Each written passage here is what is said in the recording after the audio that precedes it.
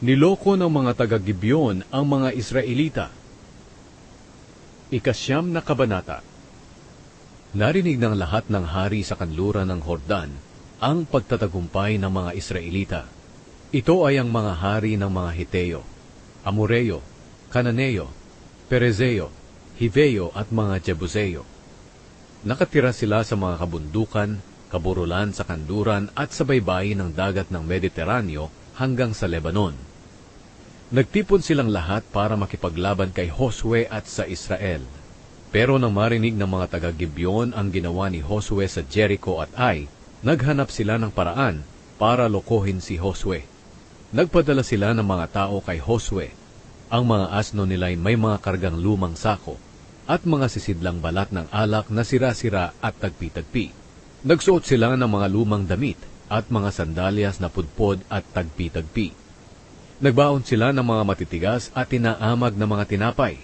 Pagkatapos, pumunta sila kay Josue sa kampo ng Israel sa Gilgal at sinabi sa kaniya at sa mga Israelita, "Pumunta kami rito galing sa malayong lugar para hilingin sa inyo na gumawa kayo ng kasunduan sa amin na hindi nyo gagalawin ang mga mamamayan namin."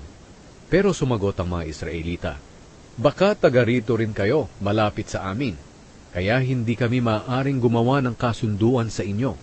Nagmakaawa sila kay Josue. "Handa po kaming maging lingkod ninyo." Nagtanong si Josue sa kanila, "Sino kayo at saan kayo nanggaling?" Sumagot sila, "Galing po kami sa napakalayong lugar. Pumunta kami rito dahil narinig namin ang tungkol sa Panginoon na inyong Diyos. Nabalitaan din namin ang lahat ng kanyang ginawa sa Ehipto at sa dalawang hari na Amoreo sa silangan ng Hordan na sina Haring Sihon ng Heshbon at Haring Og ng Bashan na nakatira sa Ashtaroth. Kaya inutusan kami ng mga tagapamahala at mga kababayan namin na maghanda ng pagkain at pumunta rito at makipagkita sa inyo para sabihin na handa kaming maglingkod sa inyo basta't gumawa lang kayo ng kasunduan sa amin na hindi nyo kami gagalawin. Tingnan nyo po ang tinapay namin. Mainit pa ito pag alis namin. Pero ngayon matigas na at durog-durog pa. Itong mga sisidlang balat ay bago pa nang salina namin ng alak. Pero tingnan niyo po, sira-sira na ito. Ang mga damit at sandalyas namin ay naluma na dahil sa malayong paglalakbay." Naniwala at tinanggap ng mga Israelita ang mga ebidensya na dala nila. Pero hindi sila nagtanong sa Panginoon tungkol dito. Gumawa si Josue ng kasunduan sa kanila na hindi niya sila gagalawin o kaya ipapatayin. At nanumpa ang mga pinuno ng mga kapulungan ng Israel sa kasunduang ito.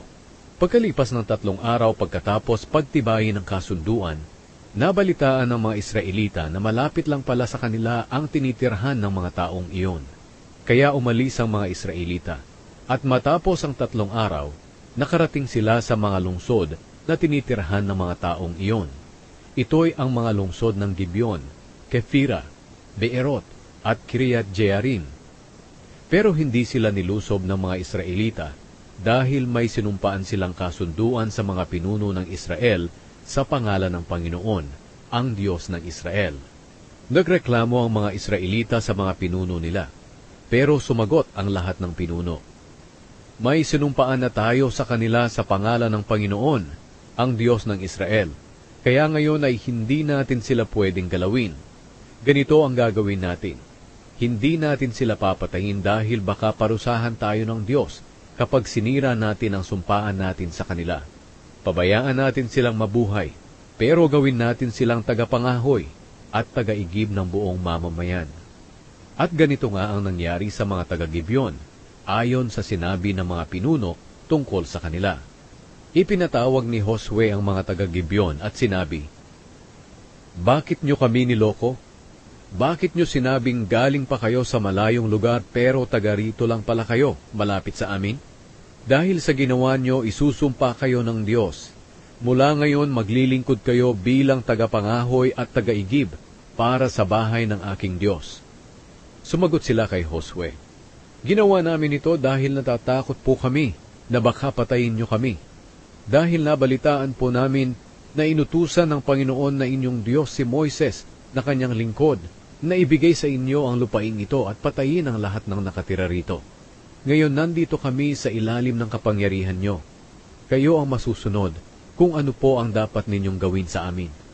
Hindi pinahintulutan ni Josue na patayin sila ng mga Israelita, pero ginawa niya silang mga tagapangahoy at tagaigib para sa mga Israelita at sa altar ng Panginoon. Hanggang ngayon, ginagawa nila ang gawaing ito sa lugar na pinili ng Panginoon, kung saan siya sasambahin.